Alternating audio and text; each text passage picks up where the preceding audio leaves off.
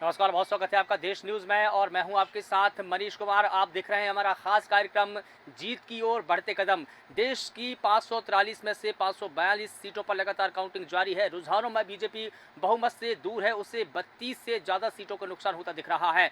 2019 में पार्टी को 303 सीटें मिली थी। हालांकि एनडीए की सरकार बनती दिख रही है, लेकिन बीजेपी को नुकसान होता दिख रहा है। रुझानों में एनडीए को 297 और इंडिया गठबंधन को 228 सीटों पर बढ़त मिलती दिख रही है। रुझानों में उत्तर प्रदेश, बिहार और पश्चिम बंगाल में एनडीए को नुकसान होता दिखाई दे रहा है। लखनऊ के रामबाई इलाके में काउंटिंग सेंटर पर बीजेपी और सपा कार्यकर्ताओं के बीच में आपसी भिड़ंत की भी खबरें सामने आ रही है। इसके अलावा देखिए, इलेक्शन कमीशन की वेबसाइट के अनुसार दोपहर 1 बजे तक बीजेपी को 241, कांग्रेस को 94, सपा को 36, टीएमसी को 31, डीएमके को 21, टीडीपी को 16, जेडीयू को 15 और शिवसेना उद्धव ठाकरे गुट को 9, एनसीपी शरद पवार गुट को 7, राजद को 4 और लोक जनशक्ति पार्टी रामविलास पासवान को 5 सीटों पर बढ़त मिलती दिख रही है। इसके अलावा शिवसेना शिंदे गुट को भी 7 सीटें मिलती दिख रही है। कहीं ना कहीं आंकड़ा बहुत ज्यादा है, लेकिन काउंटिंग बता दें कि आपको सुबह 8 बजे से शुरू हुई और अब लगातार ये जारी है। एनडीए गठबंधन जो है अब बहुमत के पार तो है, लेकिन बीजेपी को नुकसान होता दिख रहा है। हमारे साथ में कुछ मेहमान जुड़े हैं। सबसे पहले अपने मेहमानों का परिचय करा देता हूं, उसके बाद में इस पूरे मुद्दे पर हम चर्चा शुरू करेंगे। सचिन के वर्मा जी बीजेपी का पक्ष रखेंगे, हमारे साथ में जुड़े हुए हैं। सर, आपका बहुत स्वागत करता हूं। अंबिका शर्मा जी हमारे साथ में जुड़े हुए हैं, कांग्रेस का पक्ष रखेंगे। सर, आपका भी बहुत स्वागत करता हूं। राजनीतिक विश्लेषक वरिष्ठ पत्रकार रामानंद द्विवेदी जी हमारे साथ में जुड़े हैं। सर, आपका बहुत स्वागत करता हूं। और राजनीतिक विश्लेषक और वरिष्ठ पत्रकार राजीव शुक्ला जी भी हमारे साथ में जुड़े हैं। सर, आपका भी बहुत स्वागत करता हूं। सचिन के वर्मा जी, सबसे पहली टिप्पणी आपकी चाहूंगा कि जिस प्रकार से जो हम जनादेश देख रहे हैं, जनता का आदेश देख रहे हैं, ये जनता का आदेश है या एनडीए गठबंधन को एक संदेश है? क्या है आपकी टिप्पणी? देखिए, सरकार हम बनाने जा रहे हैं और जनता का आशीर्वाद जो है वो एनडीए गठबंधन को प्राप्त हुआ है। ये बात अलग है कि हमने जो लक्ष्य निर्धारित किया था उस लक्ष्य से हम पीछे रहे हैं, लेकिन अगर आप हमारी सिर्फ बीजेपी की अकेली अगर जो हम लीड कर रहे हैं वो 240 सीटों पे कर रहे हैं, जो कि एलायंस की टोटल सीट से भी ज्यादा है। और जो कांग्रेस है अभी तक 100 का आंकड़ा जो है वो प्राप्त नहीं कर पाई है। हाँ। तो इस तरह से जनता ने आशीर्वाद दिया है, मोदी की गारंटी को स्वीकार किया है, हाँ। मोदी जी के नेतृत्व को स्वीकार किया है, मोदी जी की योजनाओं को जो है आशीर्वाद दिया है और ये मैंडेट दिया है कि मोदी जी ही प्रधानमंत्री बनके इस देश का नेतृत्व करें। बिल्कुल ठीक है, लेकिन आपको भारतीय जनता पार्टी को अगर हम आपसी तौर पर देखें तो 57 सीटों को नुकसान हो रहा है, लेकिन आप ये कह रहे हैं कि जनता का जो जनादेश है वो बीजेपी को मिल रहा है, तो इसमें जनादेश कहाँ है? इसमें तो एक संदेश भी छिपा हुआ है ना। संदेश की बात करिए ना सर। 57 सीटों को नुकसान क्यों? क्योंकि बात 400 पार की थी। 400 पार का जो नारा दिया था, आप 300 पार भी बड़े मुश्किल से हो पा रहे हैं। सचिन के वर्मा जी, वॉइस ब्रेक हो रही है आपकी। क्या आप मुझे सुन पा रहे हैं सचिन जी? लगता है सचिन जी से हमारा संपर्क नहीं बन पा रहा है। अंबिका शर्मा जी, मैं आपके पास में आना चाहूँगा। अंबिका जी, मैं आपसे समझना चाहूँगा, जिस प्रकार से हम कांग्रेस पार्टी को एकदम से बढ़त मिलती देख रहे हैं या जो शुरुआती रुझानों में है उसको एकदम से इतनी सीटें मिल रही है, इंडिया गठबंधन को भी हम देखें तो लगातार देखिए 228 सीटों पर इंडिया गठबंधन आगे है, जो एकदम से आपकी 10 सालों में जो 100 से अधिक सीटों की जो बढ़ोतरी हुई है, कैसे देखते हैं आप? ये जनता का जो जनमत है, जो जनता का जो जनादेश है, इसको आप कैसे देखेंगे? देखिए, हमारे देश की जनता बहुत समझदार है। भारतीय लोकतंत्र में तानाशाही को और अहंकार को नहीं होना चाहिए और जो अभी भारतीय जनता पार्टी की जमीन झुकती दिखाई दे रही है, तो भारतीय जनता पार्टी अपने बड़े बूथों पर बहुमत भी प्राप्त नहीं कर पा रही है। तो इनका ऐतिहासिक विश्वास चुनाव से पहले उनकी घोषणा की घोषणा अच्छी बात जनता की बगैर इजाजत के, बगैर आशीर्वाद के घोषित करने लगे। आज अच्छी बात 400 पार जनता को पूरी तरह से इसके कार्यकाल को बढ़ाने में भी किसान बहुत परेशान था, व्यापार भी परेशान था, नौजवान परेशान था, तो उसका जवाब किया है इनको। और आप देखते जाइए हमारी इंडिया गठबंधन की सरकार बनी थी, आप घर रखे इनको ही जो घटक दल है वो कर आएंगे, तो वो भी वहां पर असहज महसूस करते हैं, चाहे वो नीतीश कुमार जी हो, चाहे चंद्रबाबू नायडू हो, उनकी विचारधारा से शिक्षा धर्म नहीं खाती, फैसला करेंगे और किसी पर बदले जाएंगे। वो लोग आकर भाईचारेवादी कर देंगे।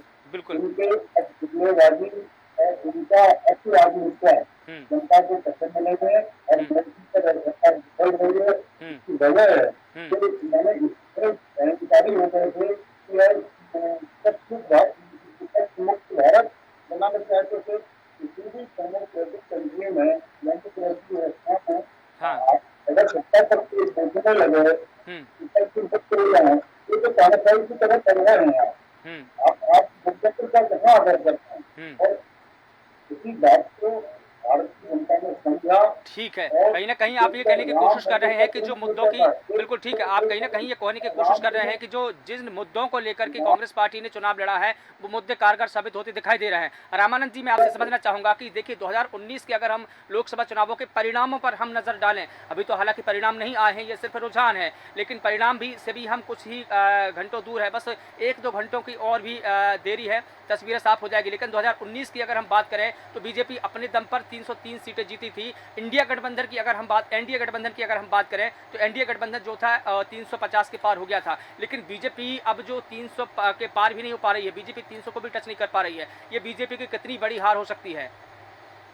जी मनीष जी, निश्चित तौर पे जो भाजपा का नारा रहा इस बार के चुनाव में 400 पार, उसमें काफ़ी भाजपा के संगठन में काफ़ी मजबूती के साथ चुनाव लड़े, लेकिन जिस मुद्दे को भुनाना चाहिए उस मुद्दे को जनता तक या तो पहुंचाए नहीं, या फिर देखा जाए मध्य प्रदेश में तो खैर बीजेपी की बहुत बड़ी जीत है, 29 में 29 सीटें जो रुझान बता रहा है लगभग जीत की ओर है। लेकिन वहीं उत्तर प्रदेश में देखा जाए तो जिस तरीके से बीजेपी की हार हो रही है, वहाँ जो इंडिया गठबंधन है, हाँ। इतनी उम्मीद नहीं थी कि वो आगे आएगा। अकेले वहाँ समाजवादी पार्टी 35 सीटों में आगे चल रहा। तो इस तरीके से जो आंकड़े बता रहे हैं, तो कहीं न कहीं यूपी भाजपा के साथ में नहीं है। भाजपा वहाँ पे या तो योगी आदित्यनाथ जी वहाँ पे उस मुद्दे को नहीं रख पाए, या जो भी कारण है ये तो बाद में पता लगेगा जब इनके मंथन होगा। लेकिन 400 पार का नारा जो दिए, इतने आत्मविश्वास से भाजपा वाले बोल रहे थे, और जिस तरीके से राहुल गांधी ने भारत जोड़ो यात्रा निकाला पूरे देश में, न्याय यात्रा निकाली, उसको ये लोग बड़े हल्के में ले रहे थे। और उसका नतीजा ये हुआ कि ये सारे दल मिलके आज बड़ी टक्कर दे रहे हैं। भाजपा को इतनी उम्मीद नहीं थी कि वो इतनी बड़ी टक्कर देंगे। आज जो रुझान चुनाव का बता रहा है कि 200 लगभग 40 सीटों में चल रहे हैं। तो इस तरीके से दक्षिण भारत में देखा जाए तो वहाँ भी भाजपा को उतना सफलता नहीं मिल पा रही है। तो कहीं न कहीं चूंकि ये मोदी फैक्टर तो हर देश में, पूरे उनकी योजनाएं तो पूरे देश में चल रही थी, लेकिन क्या कारण हम यहाँ पर एक चीज और देखा है रामानंद जी, देखिए यहाँ पर एक चीज और देखें कि पूरे देश की अगर बात करें, हम हर स्टेट की बात करें तो हर स्टेट में कहीं ना कहीं एक ही चेहरा बीजेपी की तरफ से लॉन्च किया गया, वो था प्रधानमंत्री मोदी का चेहरा। वहाँ पर जो कैंडिडेट थे या जो स्थानीय नेता थे वो कहीं ना कहीं नदारद दिखे। तो एक ही चेहरे पर आप कितनी बार रिपीट हो पाएंगे, सवाल तो ये भी है। बिल्कुल, निश्चित तौर पे यदि एक चेहरे को आप बार बार एक ही मुद्दा को लेकर के यदि जाएंगे, अब जैसे उत्तर प्रदेश है, उत्तर प्रदेश सबसे बड़ा राज्य है, और राम मंदिर का यदि मुद्दा था तो वहाँ पे भाजपा को जो कमी महसूस हो रही है, आखिर क्यों हो रही है, ये तो उनके मंथन करने की आवश्यकता है। दूसरा, दक्षिण भारत में जो ये गठबंधन है, इंडिया गठबंधन, वो काफी तेजी के साथ उभरा है। और जहां देखा जाए कि राजस्थान में और ऐसे 2-3 राज्यों में जहां इनका सुपड़ा साफ था इंडिया गठबंधन का, इस बार वो वहां भी खाता खोल रहे हैं।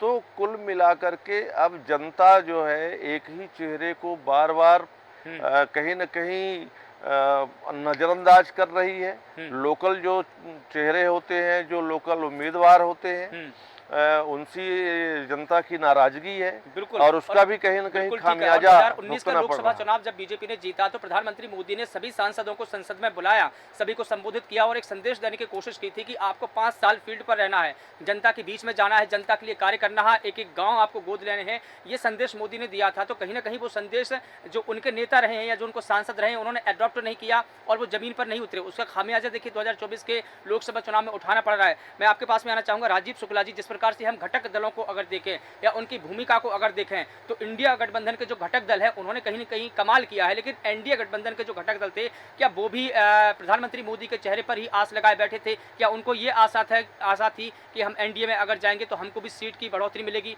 या हमारा भी कुछ अच्छा होगा? तो एक ही चेहरे पर वो भी कम से कम नहीं तो इस प्रकार का उनका जो प्रदर्शन है वो भी परफॉर्मेंस ठीक नहीं रहा।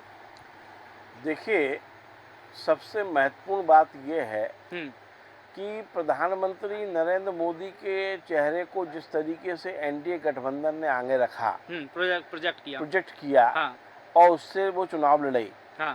तो मोदी जी के चेहरे पर केवल एक मोदी जी के चेहरे से काम नहीं होगा। जिन जिन स्टेट्स में बीजेपी की गवर्नमेंट थी वहाँ पर मुझे लगता है कि इनकम्बेंसी फैक्टर जो होता है वो भी थोड़ा हावी हुआ है, क्योंकि हर राज्य की अपनी सरकारें हैं, उनके काम करने के तरीके हैं। बिल्कुल। और मुझे लगता है कि उसका नुकसान सबसे ज़्यादा यूपी, राजस्थान और महाराष्ट्र, ये 3 स्टेट में मिला है। बिल्कुल।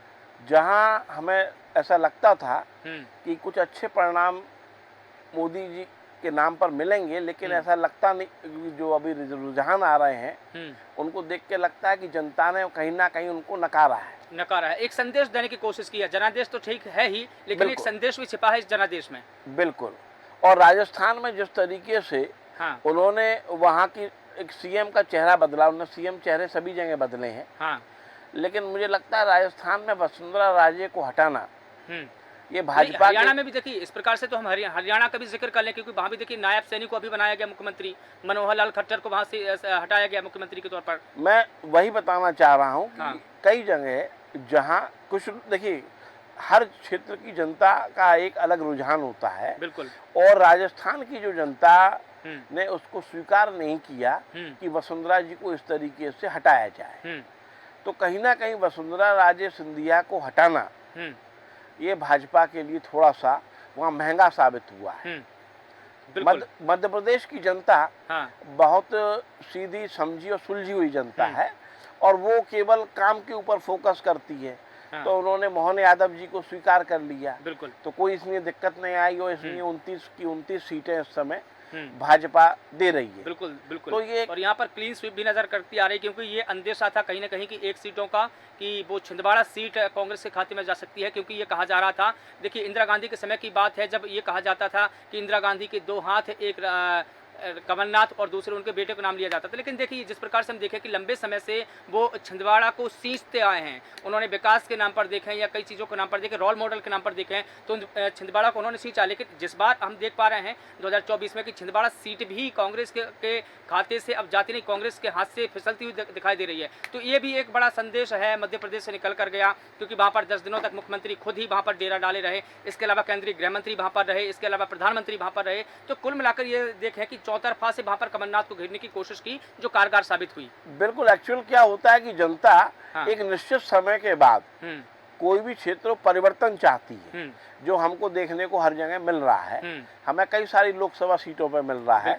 रायबरेली में देखिए आप, राहुल गांधी दोबारा से जीत की ओर अग्रसर हो गए हैं। तो हम ये देख रहे हैं कि जनता परिवर्तन चाहती है, वो चाहती है कि कुछ नयापन मिले, हमें ऐसा सांसद मिले जो हमारे क्षेत्र का विकास कर सके और जो जनता की समस्याएं हैं उनको उठा सके लोकसभा में एक प्रॉपर तरीके से। बिल्कुल। तो कहीं ना कहीं ये जनता का मैंडेट है। और जनता ये है कि जनता अपना नेता देख रही है कुल मिलाकर कि अब हमारा नेता कैसा होगा, एक फेस अब नहीं चलेगा। ठीक है सचिन के वर्मा जी, आपसे समझना चाहूंगा, जिस प्रकार से प्रधानमंत्री मोदी ने कहा कि आपको तगड़ी सरकार चाहिए या लंगड़ी सरकार चाहिए, हालांकि आप सरकार बना लेंगे, लेकिन आपकी जो सरकार बनेगी वो लंगड़ी ही सरकार बनेगी, क्या कहते हैं आप? एनडीए ने एक समूह के रूप में इलेक्शन लड़ा था, तो हमारा जो एनडीए का जो हमारे जो एलाइज है उनके साथ मिलकर हम सरकार बनाने जा रहे हैं और हमें पूर्ण बहुमत प्राप्त है। लेकिन बीजेपी को पूर्ण बहुमत बीजेपी को नहीं है, एनडीए को है, इसलिए मैंने कहा कि सरकार आप बना लेंगे, लेकिन आपको शर्तों के साथ सरकार बनानी पड़ेगी, लंगड़ी सरकार बनानी पड़ेगी आपको। देखिए, जो लोग 95 की बात कर रहे थे, हाँ, अगर आप कांग्रेस के का भी ब्रेकअप बताइए ना, कांग्रेस जो अंबिका जी से भी पूछूंगा कि आपने 295 का जो फिगर दिया था वो कहाँ है। हाँ, मैं पूछूंगा उनसे। मूसा वाला का गाना सुना रहे थे राहुल गांधी, है ना? तो आज ये टोटल 240 नहीं है। हाँ, तो हम जो है as a party single largest party है अभी 242 पे आपकी दिखा रहा है कि हम लीड कर रहे हैं। तो हम जो है as a party single largest party है, 242 सीट्स जो है। No doubt you are single largest party, but आपको बहुमत नहीं है। बात ये भी है कि बहुमत क्यों नहीं है, क्योंकि 2019 में आपने अपने दम पर सरकार बनाई थी, 2014 में 2019 में आपने अपने दम पर सरकार बनाई थी, किसी की जरूरत नहीं थी आपको, लेकिन आपने एनडीए गठबंधन किया। ये देखिए, बीजेपी का बड़प्पन रहा कि 2019 में उन्होंने एनडीए गठबंधन बनाया, सहयोगी दलों को मिलाया, ये बड़प्पन आपका। लेकिन आपने देखिए अब अपने दम पर सरकार नहीं बना रहे ना आप। अब सवाल यहाँ पर है। देखिए, आप तो अभी ये देख लीजिए कि कौन अपने दम पर सरकार बना सकता है। कोई नहीं बनाएगा। हाँ? लेकिन बनेगी तो वो लंगड़ी सरकार। सबको अलग अलग देखिए। हाँ, ये एक नया नैरेटिव क्यों खड़ा करने की कोशिश कर रहे हैं मनीष जी? नहीं, नैरेटिव नहीं है, नैरेटिव नहीं है, ये बयानों का आधार है। नहीं, बयानों का आधार है। मैं आपको बता रहा हूँ कि बीजेपी नेताओं की तरफ से बयान दिए गए थे कि हम 400 पार करेंगे, इस बार इतनी सीटें आएंगी, लेकिन वो नारा जो 400 पार का था वो गायब है, क्योंकि हम 300 पार भी नहीं देख पा रहे हैं सिर्फ बीजेपी को। एनडीए चला जाएगा 300 पार, लेकिन हम बीजेपी की बात कर रहे हैं। देखिए, हमने 303 सीटें हमारी पिछले चुनाव में थी और हम अपने अलायंस के साथ में मिलकर के लगभग 400 के आसपास थे। तो ये तो कह रहा हूँ, ये आपका बड़प्पन रहा है, ये बीजेपी का बड़प्पन रहा है। अगर लक्ष्य लेंगे, हम अगर अपना लक्ष्य लेंगे तो लक्ष्य हमेशा बढ़ा लेंगे। तो इस इलेक्शन में हमने अपना लक्ष्य बढ़ा के लिया था कि हम 400 के पार जाएंगे। अब हम उन कारणों की मीमांसा करेंगे, समीक्षा करेंगे कि हम क्यों 400 के पार नहीं जा पाए। बिल्कुल। लेकिन हम गवर्नमेंट फॉर्म करने की कंडीशन में है, एज अ अलायंस हमको जो है पूर्ण बहुमत मिलने जा रहा है। बिल्कुल, एज अ अलायंस तो आपको पूर्ण बहुमत मिलेगा, लेकिन जिन सीटों का देखिए मैं जिक्र करूं, स्टेट वाइज आपसे सवाल पूछना चाहूंगा, बिहार में आपको कहाँ कमी रह गई? क्या आपको नीतीश कुमार आपके पाले में आया तो क्या नीतीश कुमार आपके लिए शुभ साबित नहीं हुआ? क्या महाराष्ट्र में जिस प्रकार से पार्टियों का जो विभाजन हुआ, एनसीपी में 2 विभाजन हुए, इसके अलावा शिवसेना में 2 विभाजन हुए, क्या आपके लिए शुभ साबित नहीं हुए? पश्चिम बंगाल में जिस प्रकार से हमने हिंसा देखी, वोटिंग के दौरान भी पहले चरण से लेकर के अंतिम चरण तक वहाँ पर हिंसा हुई, क्या ये भी एक कारण हो सकता है? क्या इसके अलावा हरियाणा में देखिए जो किसान आंदोलन चला, क्या ये फैक्टर रहा? जिस प्रकार से हम उत्तर प्रदेश की बात करें, जो सबसे ज़्यादा सीटों वाला राज्य, सबसे बड़ा राज्य है, और देखिए उत्तर प्रदेश से ही दिल्ली का रास्ता तय होता है कि दिल्ली की गद्दी पर कौन बैठेगा, वो उत्तर प्रदेश तय करेगा, क्योंकि यहाँ पर सर्वाधिक प्रधानमंत्री भी बने। उत्तर प्रदेश में क्या कमियां रही, तमाम चीज़ों को देखना होगा। मंथन सिर्फ एक राज्यों पर नहीं, तमाम राज्यों पर देखें तो क्या है आपकी टिप्पणी? देखिए, मंथन जब होगा उसमें कई तरह के घटक जो है उन पर विचार किया जाएगा, कई कॉम्बिनेशंस होते हैं, उसके ऊपर विचार किया जाएगा। हाँ। कौन सा नैरेटिव जो था विपक्ष अपना जनता तक पहुंचाने में सफल हो पाई और कौन सा हम उनका जवाब देने में कहाँ विफल हुए हैं, हम हर बात की समीक्षा करेंगे। लेकिन क्या तो एक देखिए एक कहावत जरूर चल रही है, जो 400 पार को नारा है वो कहीं ना कहीं आपको उल्टा साबित हुआ, क्योंकि जब आपने 400 पार का नारा दिया तो विपक्ष की तरफ से दूसरा नैरेटिव, दूसरा मुद्दा उठाया गया कि बीजेपी को 400 पार इसलिए चाहिए कि वो संविधान को बदल सके। जो संविधान को बदलने की बात जो राहुल गांधी लेकर आए थे और जनता के बीच में जब उन्होंने इस बात को रखा, तो क्या जनता ने इस बात को स्वीकारा कि हाँ बीजेपी 400 पार इसलिए चाहती है कि वो संविधान बदलेगी? तो क्या आपको 400 पार को नारा उल्टा पड़ा आपको? देखिए मनीष जी, संविधान में संशोधन करने के लिए 272 सांसद जो है लोकसभा के चाहिए, 123 सांसद जो है राज्यसभा की चाहिए, 2/3 बहुमत चाहिए, वो था आपके पास में। 50% राज्यों में बहुमत चाहिए, वो था आपके पास में। तो जो हमारे पास में पहले से था, पहले से था आपके पास। तो अगर ये भ्रांति फैलाने का काम अगर कांग्रेस ने किया, जो वो हमेशा से करती है, तो हम उसकी भी समीक्षा करेंगे कि क्या कांग्रेस ये भ्रांति फैलाने में सफल रही है। ठीक है, अंबिका शर्मा जी से सवाल ले लेते हैं। अंबिका शर्मा जी, जिस प्रकार से सचिन के वर्मा जी कह रहे हैं कि आपने भ्रांतियां फैलाई, झूठ बोला और आपके झूठ पर जनता ने मोहर लगाई, क्या कहते हैं आप? देखिए उनका पहले नारा था हाँ। आपकी बात सार्थक है। हाँ। उसके बाद नारा हो गया आपकी बात मुझे करता है। हाँ। और आज ये इस स्थिति में है हाँ। कि अब की बात कैसे बनेगी सरकार। हाँ। यानी इतनी दयनीय स्थिति है कि हम्म। 40 पर आ गए हैं हम्म। और हम लगभग 50 से 55 पहुंच गए हैं। तो हम्म। जनता ने उनको नकारा है तो हमको नकारा है। हम्म। पहली बात तो ये है। हम्म। दूसरी बात ये है हम्म। कि हमारे पास मैजिक नंबर आएगा, आप विश्वास मानिए, हम्म। क्योंकि मैं चाहूंगा इस कि प्रकार से 295 पर भी आप इंडिया जवाब दें। गठबंधन मैं चाहूंगा कि आप 295 पर भी जवाब दें, जिस प्रकार से 295 का दावा किया गया था। देखिए, मल्लिकार्जुन खड़गे ने भी बोला था, राहुल गांधी ने भी बोला था, सहयोगी घटक दलों ने भी बोला था 295, तो उस पर भी आपका जवाब चाहूंगा कि आखिर आप क्यों 295 पार नहीं हो पाए, या उसको फिगर भी आप आर पार टच नहीं कर पाए। इस प्रकार से जो जनजाति मुद्दे भारत से संबंधित मुद्दों से जुड़ जाएंगे तो उससे एक जनता का हम मानक समझ रहे थे और उस आधार पर हम कह रहे थे कि हम पहुंच जाएंगे। और उन्होंने पूरी कोशिश की हिंदू मुस्लिम में बातचीत की और देश की एकता को पहुंचाने की, जैसे कि हम वोट बैंक सवाल लेंगे देश की सरकार जनता ने उनको पूरी तरह से नकार दिया, तो इसका रहना क्यों नहीं दिया उनकी सरकार को। अब जो 56 इंच का जो सीमा के साथ जाते थे वो सीमा क्या गया, नंबर के साथ लोगों को पहले मानने के लिए जाना पड़ेगा। जनता ने बता दिया है कि लोकतंत्र में आप नंबर के साथ अगर जनता से व्यवहार करेंगे तभी आप स्वीकार हैं, अन्यथा अहंकार से कोई स्वीकार है नहीं। हमारा मैजिक नंबर निश्चित रूप से आएगा, आप घर रखें, इंतजार करें 5 बजे तक का, और जितनी सीटें कम होंगी हमारी सीटें बढ़ेंगी और हमारे मित्र जो हमारी विचारधारा से मेल खाते हैं वो हमारे साथ आएंगे।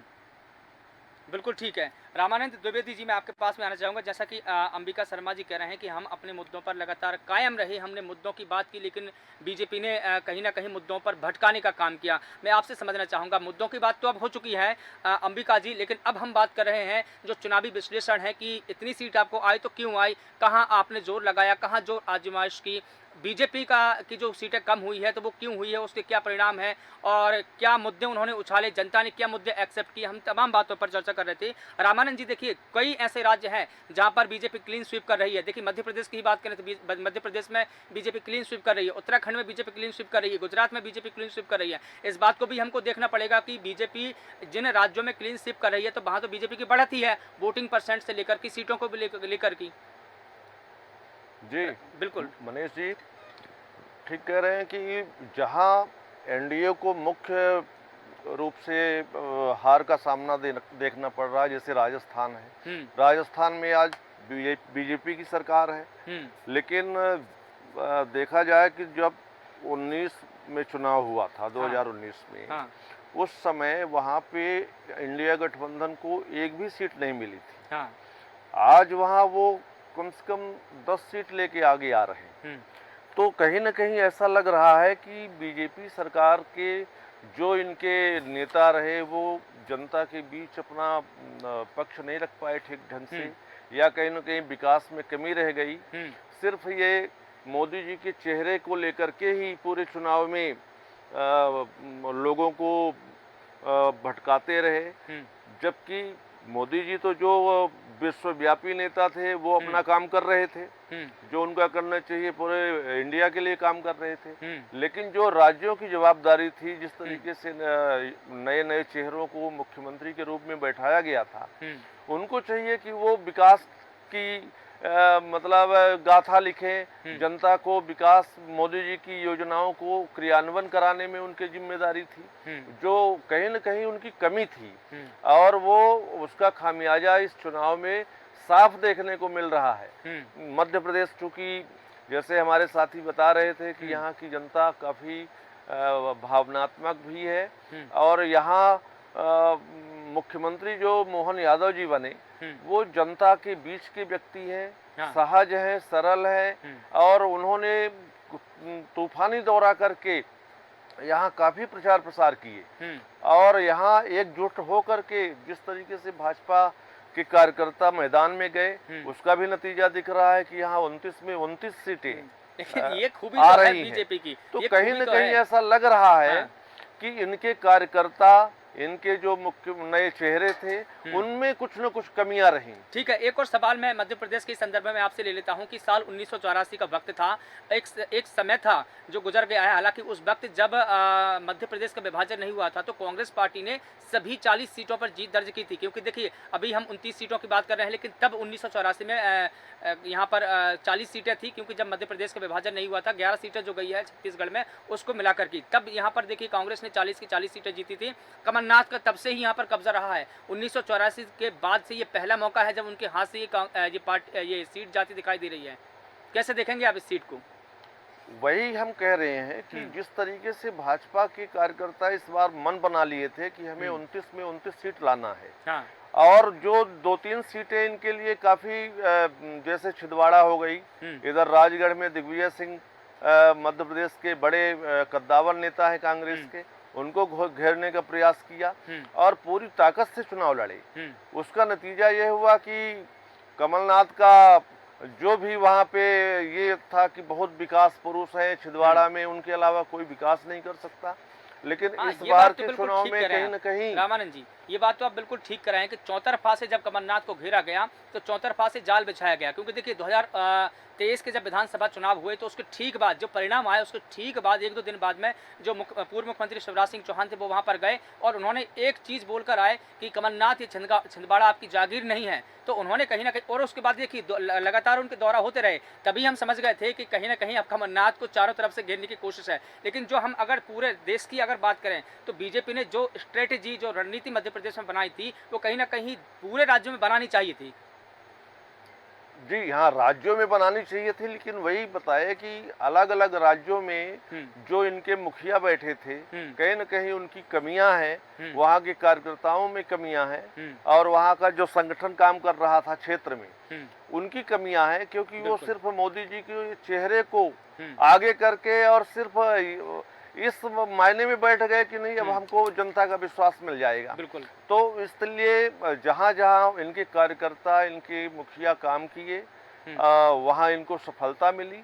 जहाँ ये जो एनडीए को कहीं न कहीं कमी या खामियाजा भुगतना पड़ रहा है तो उसका सीधा जाहिर हो रहा है कि इनके कार्यकर्ताओं में कमी थी, कार्यकर्ताओं में भी और कहीं ना कहीं सहयोगी दलों में भी, क्योंकि सहयोगी दलों ने भी अपने दम पर ये चुनाव नहीं लड़ा है, ये दम पर लड़ा गया है बीजेपी या प्रधानमंत्री मोदी के फेस पर ही। राजीव शुक्ला जी, मैं आपसे समझना चाहूँगा, मध्य प्रदेश का मैं जिक्र कर रहा था, मध्य प्रदेश की 3 से 4 सीटों का अगर मैं जिक्र करूँ, वहाँ पर ऐसा लग रहा था कि जो फाइट है वो एक तरफा हो सकती है या कांग्रेस पार्टी वो सीट निकाल लेगी। देखिए मंडला की अगर बात करूँ, क्योंकि फग्गन सिंह कुलस्ते यहाँ पर फिलहाल बीजेपी के प्रत्याशी है, उनके खिलाफ में जो एंटी इनकम्बेंसी बनी तो ये माना जा रहा था कि कहीं ना कहीं ये बीजेपी के हाथ से ही सीट निकल जाएगी। राजगढ़ की अगर हम बात करें तो राजगढ़ से जिस वक्त दिग्विजय सिंह को उतारा तो उस वक्त से ही वहां की जो लड़ाई है बिल्कुल एक तरफा बराबर की लड़ाई हो गई थी, मतलब एक तरफा लड़ाई नहीं थी। एक देवास की अगर सीट की भी बात करूं, क्योंकि देवास में भी देखिए एंटी इनकम्बेंसी बीजेपी के प्रत्याशी के खिलाफ में बनी। भिंड की अगर मैं बात करूं तो संध्या राय के खिलाफ में एंटी इनकम्बेंसी बनी और वहां पर कार्यकर्ताओं ने ही उनका विरोध किया। मुरैना की अगर बात करूं तो वहां भी ऐसा लग रहा था कि कांग्रेस पार्टी सीट निकाल लेगी।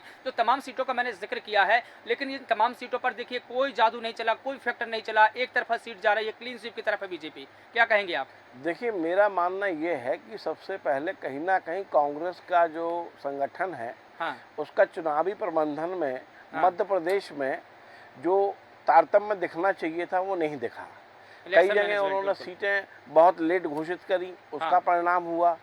दूसरा, अगर आप देखिए पुराने चुनाव में जो बीएसपी का जो वोट बैंक था, बीएसपी को एक जो अच्छा वोट बैंक मिलता था वो वोट बैंक भी खिसक गया। तो कहीं ना कहीं इन सब का फायदा भाजपा को हुआ और भाजपा में मोहन यादव और बीडी शर्मा की जो जोड़ी थी, इस जोड़ी ने बहुत अच्छे तरीके से पूरे 29 सीटों पर घूम घूम कर जो प्रचार किया है लगातार और जन जन तक मोदी की योजनाओं को जो पहुंचाया है उसका लाभ मिला है हाँ, कि लेकिन मध्य प्रदेश में क्या इसका उदाहरण हम सतना और भिंड से समझ सकते हैं? क्योंकि भिंड से जिस प्रकार से जो देवाशीष जरारिया थे, कांग्रेस के नेता थे, पिछले चुनाव लड़ा उन्होंने, लेकिन जब उनको टिकट नहीं मिला तो वो बसपा का दामन थाम गए और बसपा से चुनाव लड़ लिया। सतना की अगर हम बात करें तो सतना में भी त्रिकोणीय मुकाबला रहा। क्या जो सतना में जो बसपा का कैंडिडेट उतरा वो बीजेपी के लिए फायदेमंद साबित हुआ, और इसी तरीके से जो भिंड में जो देवाशीष जरारिया बसपा की तरफ से उम्मीदवार हुए वो भी कहीं ना कहीं बीजेपी के लिए शुभ साबित हुए। बिल्कुल बिल्कुल, निश्चित तौर पर। चलिए ठीक है। अब देखिए, हम ये कहीं ना कहीं जब बात कर रहे हैं मध्य प्रदेश के संदर्भ में, अब देखिए हम अगर राष्ट्रीय योजनाओं की बात करें तो प्रधानमंत्री नरेंद्र मोदी ने डीबीटी के माध्यम से चाहे महिला हो या किसान हो, सभी को डायरेक्ट बेनिफिट ट्रांसफर के जरिए लाभ देने की कोशिश की। जो जन कल्याणकारी योजना चलाई उसका हम असर ये देख सकते हैं कि महिलाओं का रुझान देखिए मध्य प्रदेश के चुनाव में कितना रहा। लाडली बहना योजना आई तो महिलाओं ने बढ़ चढ़कर वोट तो दिया ही, लेकिन एक तरीके से हम देखें कि सरकार बनाने में महिलाओं का योगदान ज़्यादा रहा। लेकिन प्रधानमंत्री मोदी भी तो जो जन कल्याणकारी योजना चला रहे हैं, क्या उसका असर नहीं दिखा आपको? पूरे स्टेट के संदर्भ में बात करें हम, पूरे राष्ट्रीय स्तर पर। नहीं, निश्चित तौर पर प्रधानमंत्री की योजनाओं का लाभ मिला है। हाँ। लेकिन जो स्टेट गवर्नमेंट थी, जो अन्य जैसे यूपी के अंदर हम बात करते हैं, योगी आदित्यनाथ की गवर्नमेंट है, राजस्थान में जो नए अभी सीएम बने शर्मा जी, उनकी गवर्नमेंट है, महाराष्ट्र की हम बात करते हैं, तो जहां स्टेट गवर्नमेंट का जो इनकम्बेंसी फैक्टर लागू हुआ उससे लोकसभा में नुकसान हुआ, क्योंकि जितना वोट मिला है वो सिर्फ मोदी के चेहरे पे ही मिला है और मोदी की नीतियों पे मिला है। बिल्कुल, इसमें स्टेट गवर्नमेंटों का योगदान रोल नहीं है, इन राज्यों में कम हो गया है। एक तरीके से सोचना पड़ेगा। यूपी में पिछले बार बीएसपी की मायावती अच्छा वोट बैंक था, उनकी सीटें भी आई थी। हाँ। इस बार आप देखिए अभी तक बसपा ने खाता खोलने की उम्मीद नहीं हो रही है। हाँ। तो कहीं ना कहीं ये सारे समीकरण इस बात पर, इससे भाजपा को नुकसान हुआ है। हाँ। और जो भाजपा गठबंधन है, एनडीए संगठन है, उन्होंने हाँ। इस बात पर उन्होंने थोड़ा सा, मुझे लगता है कि राहुल गांधी की जो न्याय यात्रा रही, हाँ। और भी जो उन्होंने ये दोनों यात्राएं करी, उसमें जो आम जन ने जो राहुल गांधी से जुड़ाव किया था राष्ट्रीय परिवेश में, इसको देखना चाहिए था। और मुझे लगता है कहीं ना कहीं जो राष्ट्रीय संगठन है उससे कहीं इसमें कुछ भूल हुई है, और या उसको बहुत निम्नतर स्तर पर आंका गया है, जबकि इतनी बड़ी संख्या में जब जनता जुड़ती है किसी से भी। नहीं तो क्या लगता है कि जो जनसंख्या उनकी जो रैली में जुड़ी वो वोट में तब्दील हो गई? निश्चित तौर से देखिए, कहीं ना कहीं जब जनता जब जुड़ती है हाँ। तो उसका लाभ एक राजनीतिक पार्टी को मिलता है। लेकिन क्या हम ये देखें कि जब उनकी रैली पर बिल्कुल एक तरीके से निशाना साधा जा रहा था, तो क्या ये गलती की जा रही थी बीजेपी की तरफ से कि बीजेपी जो राहुल गांधी की भारत जोड़ो न्याय यात्रा वो फ्लॉप हो गई, जो हमले किए जा रहे थे वो हमले कहीं ना कहीं उल्टे दाव साबित हुए? मुझे ऐसा लगता है कि बिल्कुल जनता जब जुड़ती है, हाँ, तो हमें जनता की बात, जनता को देखना चाहिए, जनता की बात को सुनना चाहिए, क्योंकि लोकतंत्र में जनता ही सबसे महत्वपूर्ण ठीक है, और वही वोट करती है। बिल्कुल ठीक है। सचिन के वर्मा जी, मैं आपके पास में आना चाहूँगा, आपसे समझना चाहूँगा कि अगर हम थोड़े से 4 महीने फ्लैशबैक में चले जाएं तो जो रफ्तार आपने बीजेपी ने जो पकड़ी थी तीनों राज्यों की, चाहे मैं छत्तीसगढ़ की बात करूं, मध्य प्रदेश की बात करूं या राजस्थान की बात करूं, तीनों मुख्यमंत्री ने जो जीत हासिल की है वो ऐतिहासिक जीत रही। मध्य प्रदेश में भी आपकी देखिए जो एग्जिट पोल थे मध्य प्रदेश के संदर्भ में, और एग्जिट पोल के अनुसार फिर आपने जो ऐतिहासिक जीत दर्ज की, 163 लोग विधानसभा सीटें जीती। लेकिन हम ये देख रहे हैं कि जो रफ्तार आपने तीनों राज्यों में पकड़ी थी, कहा यह जा रहा था कि 400 पार का नारा जो बीजेपी दे रही हो सकता है कि उसको टच कर जाए, लेकिन अब जो उसकी रफ्तार है लोकसभा चुनाव में बिल्कुल से स्पीड थम गई है। इसका एक कारण क्या हो सकता है कि जैसा कि राजीव शुक्ला जी कह रहे थे कि जिस प्रकार से जो स्टेट के जो लोग हैं, स्टेट के नेता हैं, उनका परफॉर्मेंस ठीक नहीं रहा है, क्या एक बात ये साबित हो सकती है?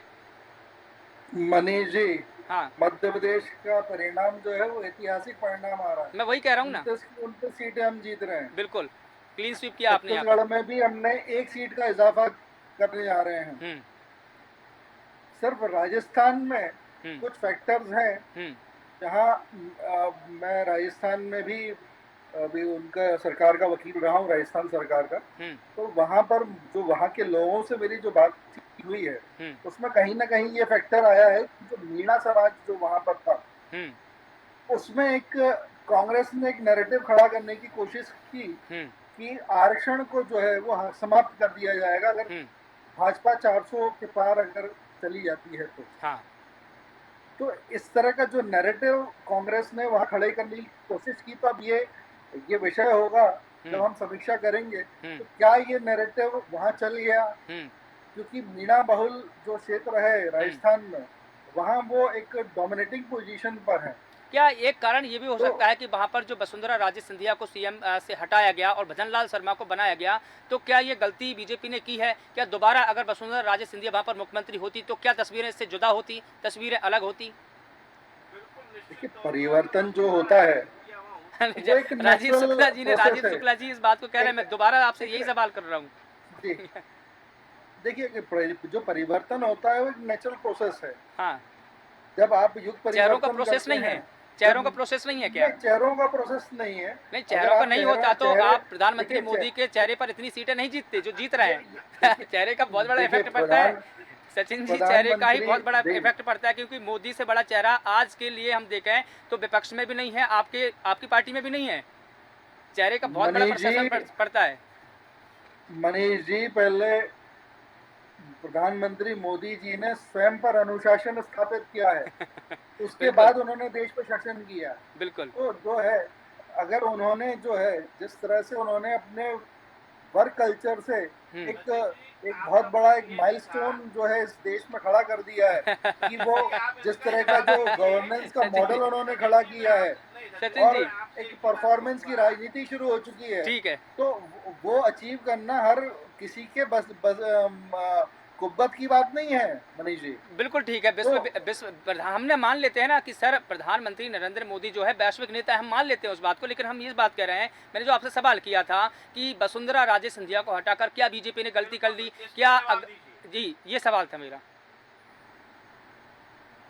राजीव जी क्या बोल रहे हैं, मुझे सुनाई नहीं दे रहा। राजीव जी ने इससे पहले, सचिन जी बोल रहा हूँ कि वसुंधरा जी को जो हटाया गया, क्योंकि वसुंधरा जी भी आपकी पार्टी की राष्ट्रीय उपाध्यक्ष हैं, तो कहीं ना कहीं वसुंधरा राजे सिंधिया का जो योगदान है राजस्थान की राजनीति में, उसको आप भुला नहीं सकते।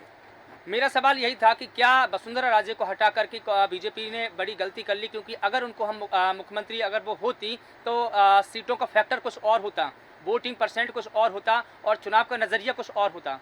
ये मेरा सवाल था सर। देखिए अब मनीष जी, अब शीर्ष नेतृत्व के हमारे नेता हैं, हाँ। वो सब बैठेंगे और अब समीक्षा होगी। हम्म, जब परिणामों की समीक्षा होगी तो इस जो आप बात बता रहे हैं नेतृत्व परिवर्तन का विषय जो है उसकी भी समीक्षा की जाएगी और जो भी उचित निर्णय है वो लिया जाएगा। बिल्कुल। और क्योंकि भजनलाल शर्मा जो एक कार्यकर्ता थे, एक कार्यकर्ता को देखियो फर्श से उठाकर अर्श तक पहुंचाया, तो कहीं ना कहीं ये बीजेपी की अच्छी नीति तो है ही, अच्छी छवि भी है कि वो हर कार्यकर्ताओं का ध्यान रखती है। लेकिन कहीं ना कहीं हम देखें कि जो नेता बिल्कुल फैक्टर रहता है, जैसे कि हम मध्य प्रदेश की बात करें, शिवराज सिंह चौहान राजनेता हैं, वो नेता नहीं, वो राजनेता हैं, तो उनको हटाया तो यहाँ पर कोई खास फर्क नहीं पड़ा, लेकिन राजस्थान में खास फर्क पड़ा। देखिए तो अब आप खुद ही कॉन्ट्रोडिक्टरी बात कर रहे हैं कि यहाँ पर जो हटाया उसका यहाँ पर परिवर्तन हुआ, उसका कोई फर्क नहीं पड़ा, वहाँ परिवर्तन का फर्क पड़ा। तो अब नहीं, मैं संगठन की ही तो बात कर रहा हूँ, संगठन की ही बात कर रहा हूँ। मध्य प्रदेश का संगठन जितना सुदृढ़, हाँ, कि एक स्ट्रेट जैकेट फॉर्मूला अप्लाई नहीं किया जा सकता। बिल्कुल नहीं सचिन जी, एक्चुअली मैं ये कहना चाहूँगा कि कहीं ना कहीं मध्य प्रदेश में शिवराज जी को हटाकर मोहन यादव को बनाया गया, उसको भाजपा के संगठन ने पूर्ण स्वीकार कर लिया, जबकि राजस्थान में ऐसा नहीं हुआ। ये मेरा मानना है। बिल्कुल। अब इस पर टिप्पणी करिए आप। अब देखिए शुक्ला जी, मैं इस पर टिप्पणी नहीं कर पाऊंगा, अब ये तो समीक्षा का विषय है। ठीक है, समीक्षा की जाएगी। बिल्कुल, शुरुआती रुझान है। बिल्कुल, हाँ, रुझान है, अभी परिणाम जब आएंगे उसकी समीक्षा। ठीक है, हम और वेट कर लेते हैं अभी। बिल्कुल, और वेट कर लेते हैं, क्योंकि देखिए समय हो चला है, अभी 3:52 हुए हैं, अभी और 1-2 घंटे का हम यहाँ पर इंतजार करना होगा, क्योंकि अभी तो रुझान ही है, परिणाम आने बाकी हैं। परिणाम जो आएंगे क्या चौंकाने वाले होंगे, क्या इससे बेहतर परिणाम होंगे, कैसे परिणाम होंगे, हम उसको भी देखना होगा। अंबिका शर्मा जी, जिस प्रकार से हम यहाँ पर बातें कर रहे हैं, या स्टेट को लेकर की, या वोटिंग परसेंट को लेकर की, कांग्रेस पार्टी के ऐसे कौन से मुद्दे रहे हैं, कौन सी स्ट्रेटेजी रही है जो कारगर साबित हो गई है? राहुल गांधी जी के संघर्ष, सत्य और न्याय को समर्थन प्राप्त हुआ है, जनता का आशीर्वाद मिला। इसके नौजवानों ने राहुल गांधी ने ऐसा बताया है तो देश के नौजवान। अच्छा, मल्लिकार्जुन खड़गे को आप कोई श्रेय देना नहीं चाहेंगे, सारा श्रेय राहुल गांधी को देंगे? राहुल गांधी ने ऐसी कौन सी स्ट्रेटजी बनाई है, क्योंकि आपके पार्टी के अध्यक्ष तो मल्लिकार्जुन खड़गे हैं। ये तो जिम्मेदारी होती है। नहीं, राहुल गांधी को क्या पद है आप ये बताइए? एक सांसद के अलावा उनके पास कोई पद है क्या? आप ये बताइए, राहुल गांधी के अलावा, सांसद के अलावा कोई पद है? और वो भी आप पार्टी के अध्यक्ष को नहीं मान रहे। आप यही तो गलती करते हैं, आप यही तो गलती करते हैं। बीजेपी यही मुद्दा बनाती है। आपको मल्लिकार्जुन खड़गे को रेफरेंस देना चाहिए था। जीत का श्रेय अगर कुछ पार्टियों में अगर बढ़ोतरी हो रही है तो आप मल्लिकार्जुन खड़गे को भूल कर राहुल गांधी को आगे कर रहे हैं। राहुल गांधी क्या है? हमारी कांग्रेस पार्टी ने जिस प्रकार से जीवन संकट बनाया है जनता को, हाँ, परिवार है, परिवार कार्यकर्ताओं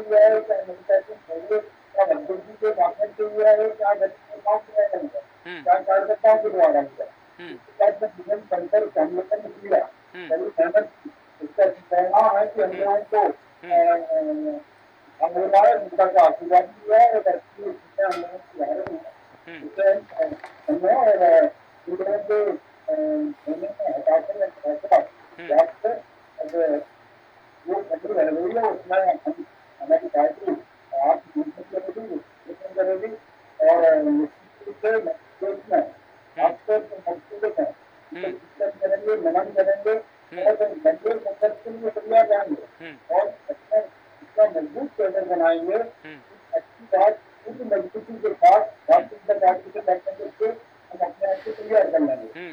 तो क्या राहुल गांधी इस चुनाव के बाद में या जीत के बाद में लॉन्च हो जाएंगे या लैंड हो जाएंगे? क्योंकि प्रधानमंत्री नरेंद्र मोदी ने बार बार एक ही टिप्पणी की कि राहुल गांधी जो शहजादे हैं वो ना तो लॉन्च हो पा रहे हैं ना लैंड हो पा रहे हैं। क्या इस बार लैंड हो जाएंगे, लॉन्च भी हो जाएंगे? राहुल गांधी निश्चित रूप से लॉन्च होंगे। ठीक है, लॉन्च हो जाएंगे, मतलब आप ये बात स्वीकार कर रहे हैं। देखिए, कांग्रेस हमेशा एक गलती करती आ रही है। हाँ, एक लंबे समय से। हाँ, वो हमेशा एक पर देखिए, बिल्कुल आप हमारे मनीष जी ने जो बात कही थी कि हमेशा हम राष्ट्रीय अध्यक्ष कांग्रेस पार्टी को बेचारे को भूल जाते हैं और उसको साइड कर देते हैं। अभी तो अंबिका शर्मा जी ने राहुल गांधी का ही नाम लिया। मैंने यही कहा, मैं वही कहा, अध्यक्ष की कोई भूमिका नहीं होती क्या कांग्रेस पार्टी में? राष्ट्रीय पार्टी है, पुरानी पार्टी है, कम से कम अध्यक्ष को तो तवज्जो देना चाहिए। आप अध्यक्ष को तवज्जो नहीं दे रहे हैं। खड़गे जी को आप महत्व दीजिए। अब देखिए, अब आप खड़गे, देखिए राष्ट्रीय अध्यक्ष जो भी हो आपको उसको महत्व देना चाहिए।